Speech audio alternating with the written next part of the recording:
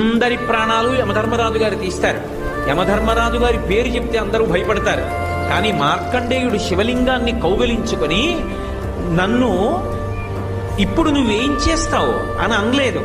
ఆయన ఓ మాట అన్నాడు, చంద్రశేఖరమాశ్రయే మమ కింకరిష్యతి వయ్యమహ అన్నాడు. నేను పరమశివుణ్ణి పట్టుకుని ఉండగా ఓ యముడా నువ్వేం చేస్తావురా అన్నాడు. ఆయనకి కోపం వచ్చింది.